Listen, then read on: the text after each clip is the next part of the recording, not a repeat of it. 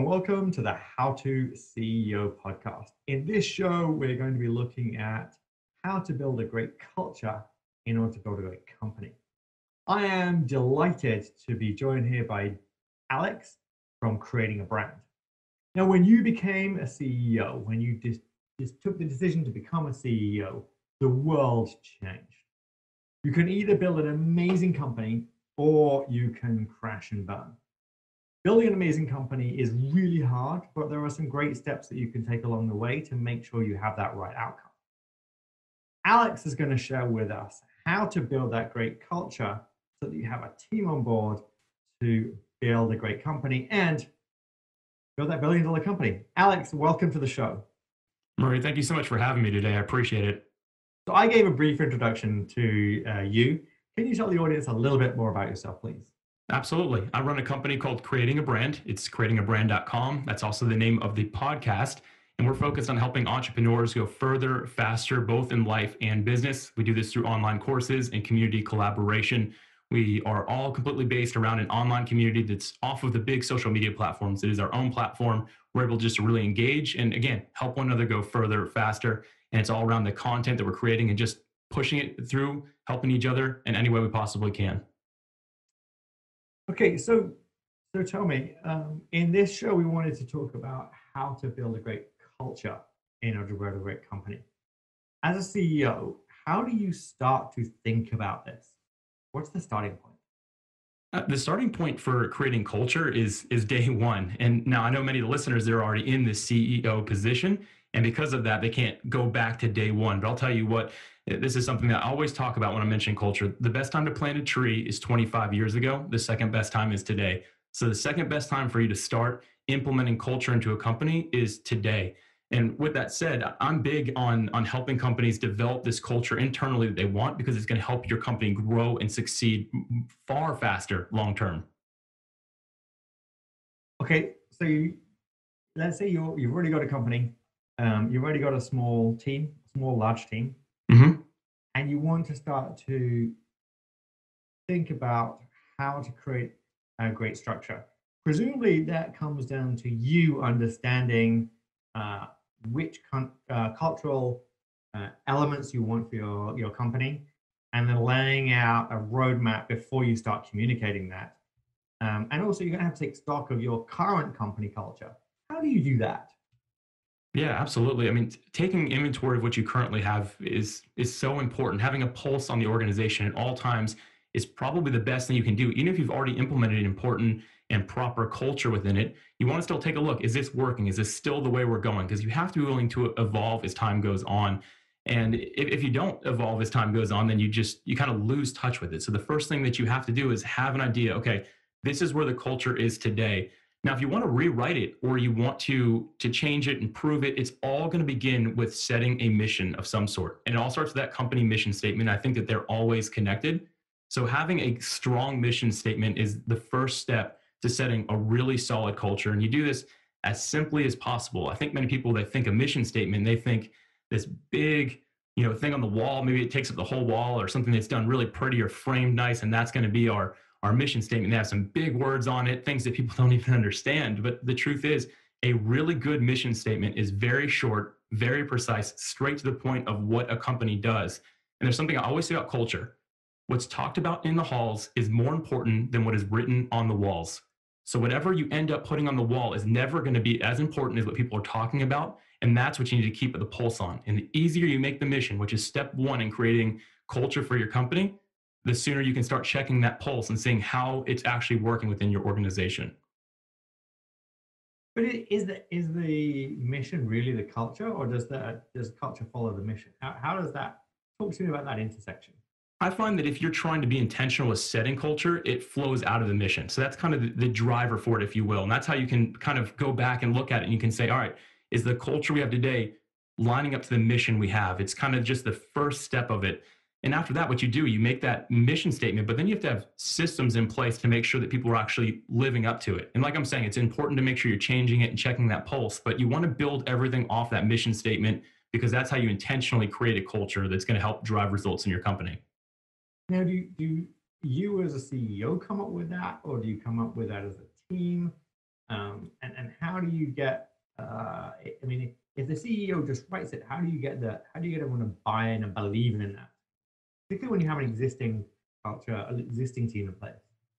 If you have an existing team in place, the best thing you can do as a CEO is bring your team in on it and say, hey, listen, we need to change some culture, whether it's healthy or not. We need to be intentional with this. Let's write something, a mission statement around this culture we have or that we want to have, to say this is the new standard, and we'll build systems around that.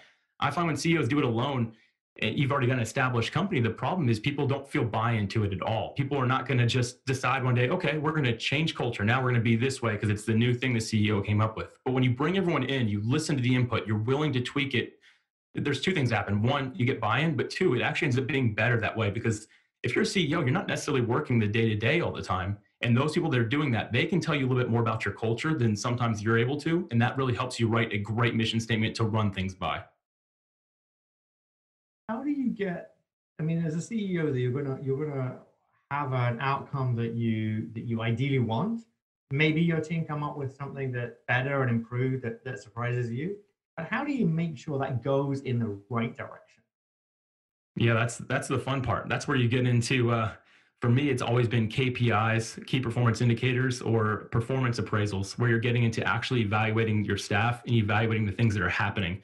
That's where you want to make sure, okay, hey, here's based off the mission we've created, based off the systems we've implemented into this organization. Here is the KPI. This is what we are trying to do. This is how we're going to accomplish the mission by doing these things. The performance appraisals are how you actually look at individuals saying, hey, here's what you need to do in order to actually fulfill this mission or live up to this culture.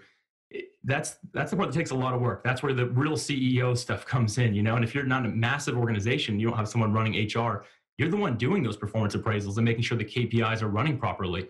But if you do that, that's what really drives the results at the end of the day, saying that, hey, this is our mission, this is the culture we've created, and here is the accountability for all of us to make sure that we're actually going that direction. Now, I'm a CEO. I'm building my company. I have a zillion different priorities, and also if I'm smart, I recognize that I see this from my perspective.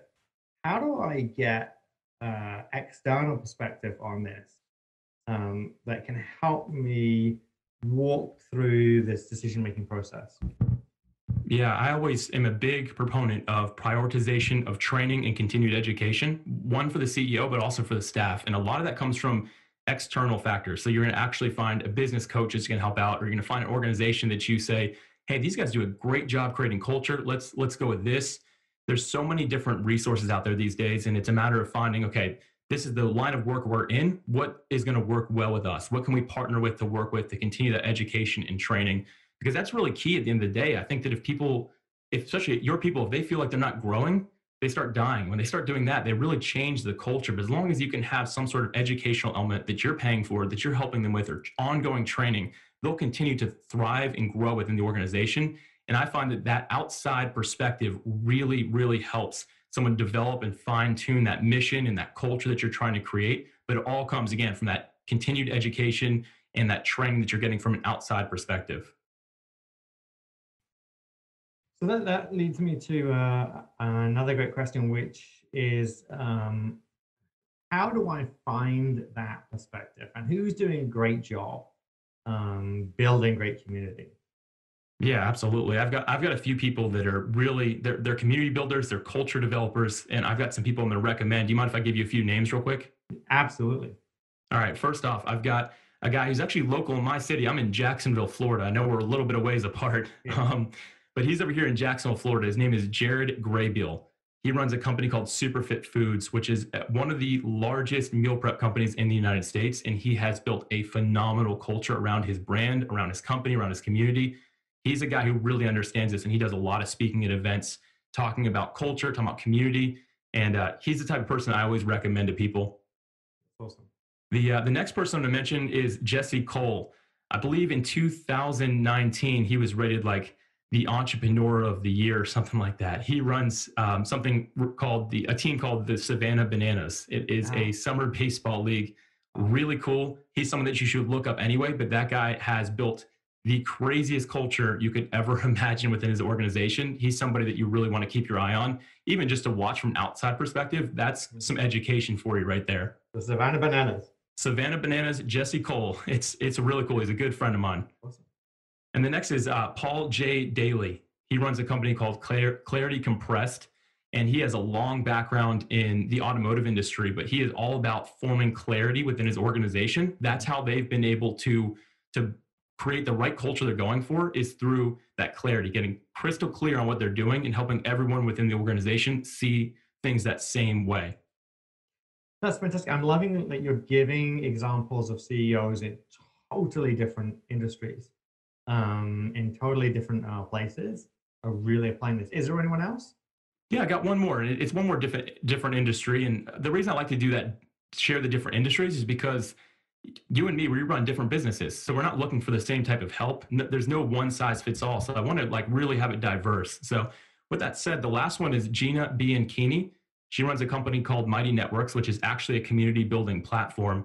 And same thing. She has a great culture. I've talked to many of her staff members, and they all have that same voice. And that's what I really like. If you've talked to Gina, you can talk to anyone within her team, and they'll all say the same thing she will. And I really like that. So that's digital pioneerism, I'd call it, for them. That's what they're doing over there.